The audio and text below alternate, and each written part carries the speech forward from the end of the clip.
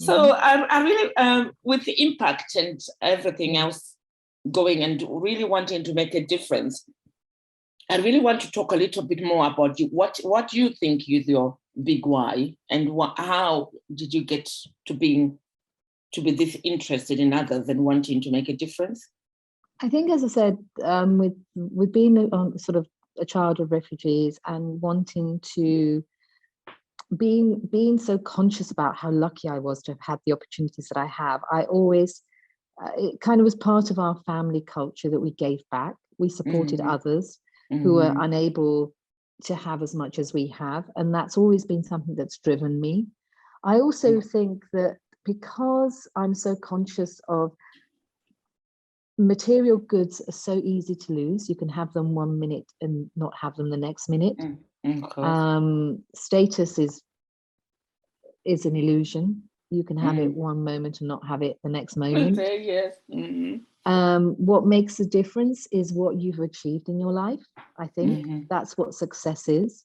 And for me, I've always said that when I'm on my deathbed, I want to be able to look back and think that the way I lived my life, what I did in my life, how I supported others, somehow that made a little bit of a change. Just, even if it's just one person's life it made better, I will have felt that it's a life worth living for me. And that has been what's always driven me. I also had a really I was very fortunate that I started doing this sort of supportive voluntary work very young. And so I can look back and see how I've made a difference, and that's just really satisfying, and that just drives me to do more, because I'm able to see that actually by something I did have an impact. And that's a really fantastic feeling, to know that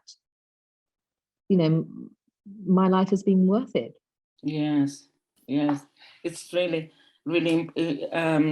important to think about that. And the other thing, people always think, they get overwhelmed by world problems and thinking, well, what can I do as a person, as an individual, to make a difference? And the thing we just said, even if it's one person, it's worth it, because we mustn't let the overwhelm paralyze. It can actually paralyze you, and so it's not worth doing. I can't help it. Exactly. And it doesn't even have to be a big thing.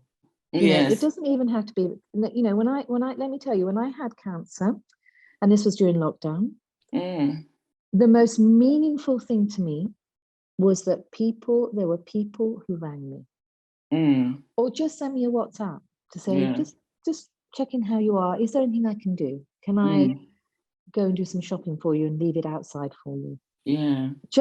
Nothing big, but just knowing that there were people out there who were thinking of me when I was going through that made a massive difference. So making a difference doesn't have to be big, doesn't have to be spectacular. It doesn't have to be anything that costs a lot of money.